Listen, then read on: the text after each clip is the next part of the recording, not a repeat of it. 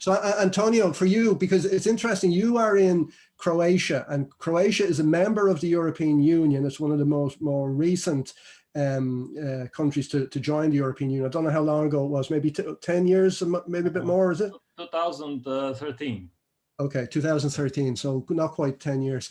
So, and with this kind of reconfiguring of supply chains or nearshoring, Croatia potentially could be one of the beneficiaries of receiving stuff that's brought back, say, from Asia or other parts of the world to Europe, but maybe not home to Germany, maybe to Croatia. So are you seeing any evidence of that? Yeah, that's what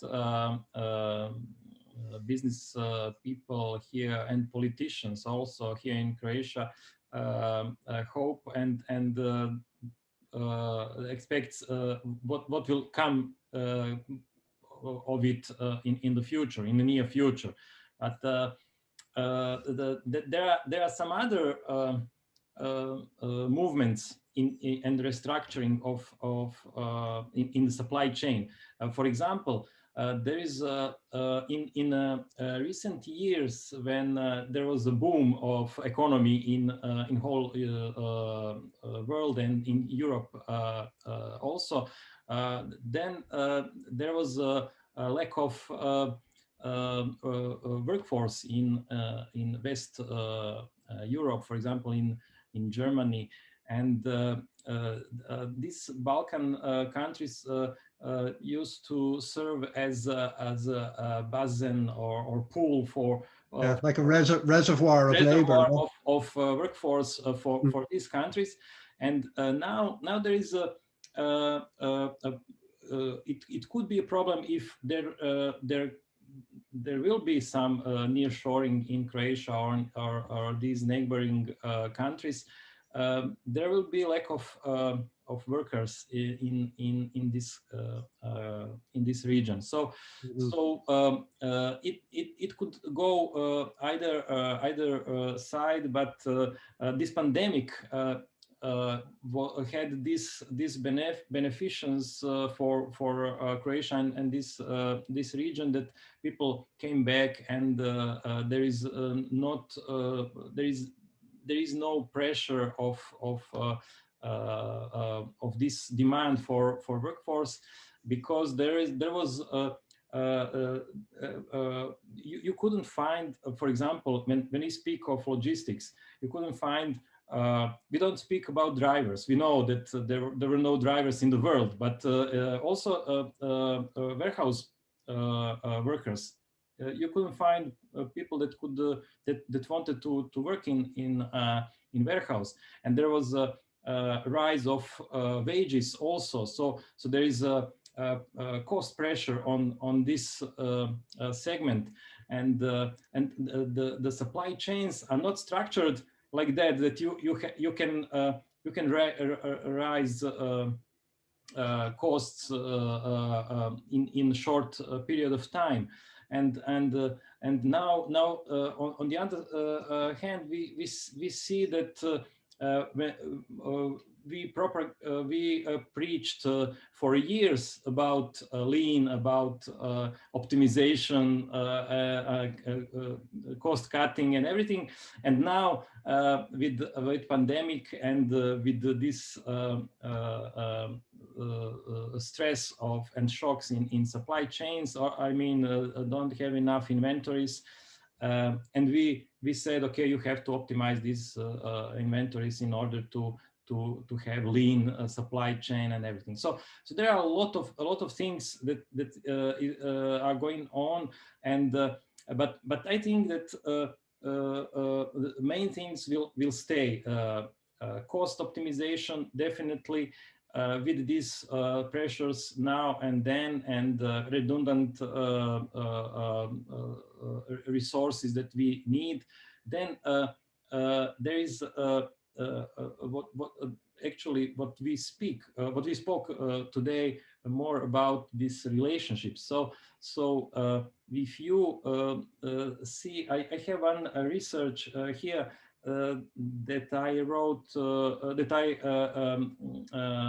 read a few years ago, and it said that in a few years, or 2020 and forward, there will be actually a lot of activities going on by CPOs that are in relation with cost cutting and relationship management, because relations will diversify, and there is more and more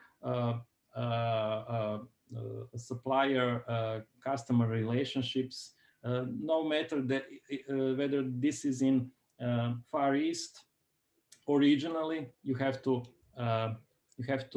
have this relationship. So this is actually my view of this restructuring. There are a lot of factors and a lot of elements that are changing, and it is impossible to predict anything. Yeah. I guess one of the key supply chain relationships that I see a lot, because I deal a lot with manufacturing companies and distribution companies, is with logistics service providers for warehousing and for logistics. And that again is a kind of a debate that goes one way and the other, and the quality of the relationship sometimes isn't what it ought to be.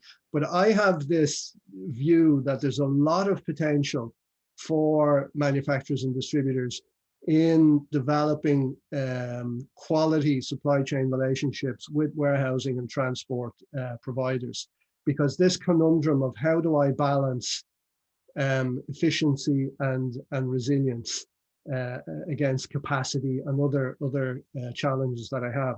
So at the moment, I'm working on a project with a pharmaceutical manufacturer, quite large, based here, manufacturing for worldwide or EMEA distribution from here.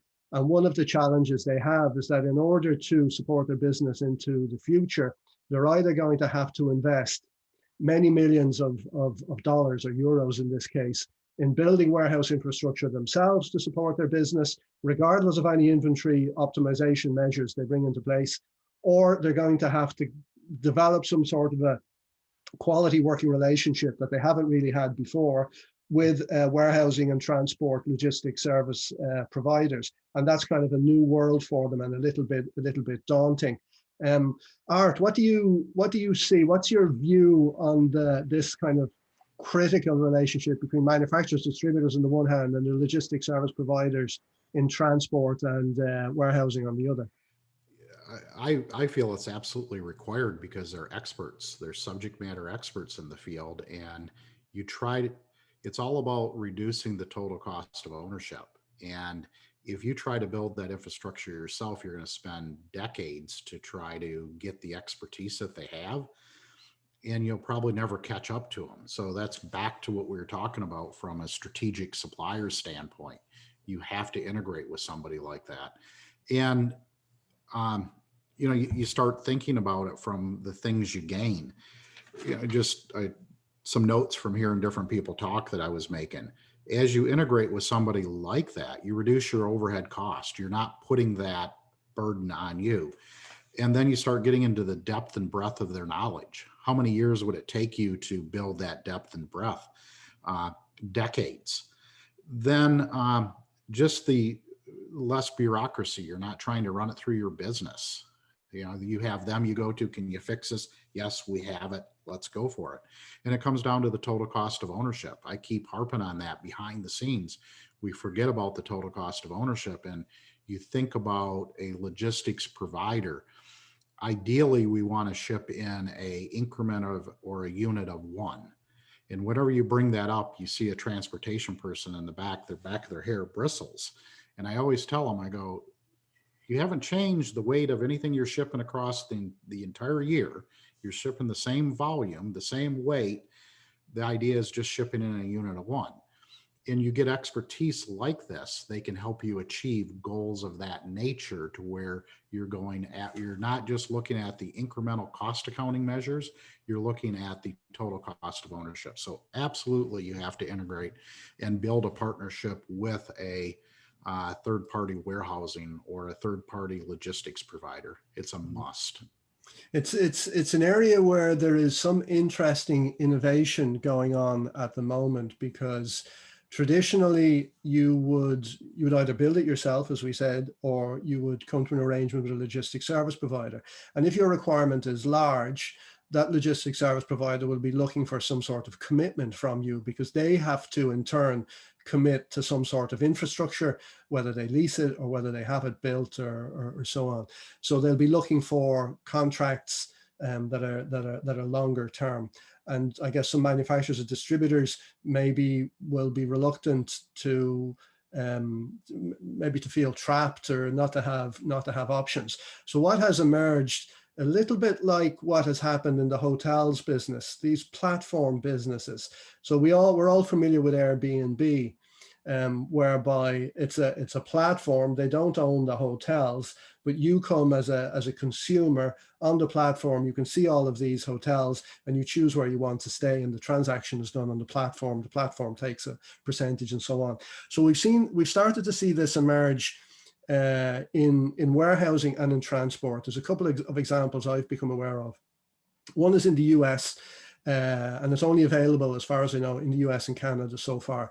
And it's a company called flex.com. That's FLEXE.com.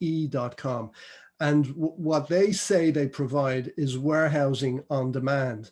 So imagine if you are a distributor and you're located in one part of the US, and you'd be interested in testing the market in another part of the US, but it would be wouldn't be feasible for you to set up an operation there, or to commit to a logistics service provider there. You can go to the platform, to Flex, and they have arrangements with a multitude of logistics service providers who in this model fulfill the role of the hotels, and they can provide you with storage, pick, pack, delivery service in different parts of the country. So you can test markets, and if they work, you stay and you grow, and if they don't work, you shut down and you go somewhere else. And they have built onto that model. They have built on long-term contracts as well. So it's not just for startups, and it's not just for testing. And they have also long-term arrangements going on. And I've been speaking to them, and they will be coming to Europe in time, I think. I hope they will. And another one similar, but this time for transport, is a German platform called Sender, SENNDER. And these guys provide access to 10,000 heavy goods vehicles that ply the routes of Europe, but again as a platform. So that's interesting innovation that's kind of in its early days, that's coming through in the logistics service provision space, and it's quite interesting. Any other comments or observations on that before we kind of start to wrap up? We're kind of getting to 5 minutes to the top of the hour now. So just on that 3PL world, any other things to add or comment? You know, just a thought. There's different contract manufacturers around the country, around the world, and they went through a major consolidation in the 90s and the first two parts of the 2000s. And you just wonder, through this disruption you're seeing in warehousing, will there be a disruption to that, to where you will get something in the manufacturing sector in the same breath? And it's kind of exciting to watch for. I haven't seen it yet, but I smell it coming. Yeah, okay. I might just ask each of you then to, as we wrap up, what would you say is, if you were to pick one, the major challenge that companies should be looking at to resolve, and what would be your best advice and tips, one or two tips? So maybe I'll start with Elizabeth. I was hoping you would not pick me first, Patrick, but that's all right. I'm trying to keep it in sequence rather than popping back to the same. The good news, and for the sake of time, I can't go very long. You know, gosh, there's so many good things that came out of this. I have to just go back to, you know, one of the things that I started talking about first, and that is technology, sharing information, get on a platform where you can share information with, you know, and get that visibility in to your supply chain, and not be afraid of it. not be afraid of sharing the information or the proprietary, because it is all protected. But with that, it also said is also make sure that all of your security protocols are in place as well, and don't skimp on security for your data, but get on those data sharing platforms to get that visibility into your supply chain. Okay, thanks, Elizabeth. And Art, top challenge and one or two top tips. Hiring professionalism within the supply chain, getting top tier professionals that the best you can afford, and then stretching some. The challenges are understanding the total cost of ownership and carrying that forward through the board to get away from cost or incremental accounting and look at the total cost of ownership on your product. That's the biggest challenge. Okay, Antonio. Top challenge for me is resilience versus efficiency, because I went through this how to say time where I was all about efficiency, yeah. And then there was a shock. There was this pandemic where there was the winners were those that were resilient in the way that they have some redundant resources. So I think this is a challenge. And tips with the reference to the topic of this panel. I think that professionals in supply chain management need to learn some soft skills, because the supply chain management logistics is hardcore business, and the people in this segment are very tough.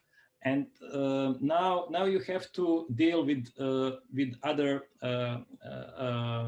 companies, with other people, suppliers, 3PLs, and you have to know how to deal with different kind of relationships, with different kind of people. So I think that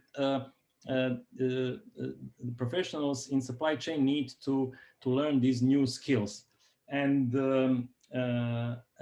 another tip is a process optimization. So okay, I am a gadget freak and all about technology, but in a sense of business of supply chain of logistics, I'm cautious about automatization, because the automatization is not a remedy for all, or silver bullet, or how you want to call it. It helps, but you have to dose it very carefully and very precise. So also, as Art mentioned on the beginning, when there is a rise of costs in supply chain, you have to compensate somehow, and you can compensate with process optimization, so that you do right things, not only things in the right way. Okay, and then for me, I would say the big challenge is going to be taking decisions in a strategic sense, and that we need to take decisions in from a place of uncertainty, and we need to avoid the danger of paralysis by analysis, so that our narrative accounts of the future and where we're going with our business is as important, maybe more important than projections or forecasts that we know are wrong. And it's kind of that we need almost courage and the conviction to be able to take decisions in the face of uncertainty in this kind of world that we're in at the moment. So that kind of brings us to a close. You'll see that I have written my email address. All of the attendees can see my email address there. If you would like this panel to come and sit with you for free in an Ask the Panel type arrangement for 30, 60 minutes, just send me an email. The first 3 that do that, we'll set up a meeting between this group and yourself, and we'll help you with whatever supply chain challenges you are looking at. So that's a free offer that the guys have kindly made. So thank you to Antonio from Zagreb, Elizabeth from Los Angeles, Arthur from Miami, and me here from Dublin in Ireland, and Lisa there, who's been hovering in the background, also in California. Thank you, and have a great day, and thanks for your attention. All the best. Bye-bye. Bye. Bye. Thanks, everybody. Bye-bye. Bye. Bye.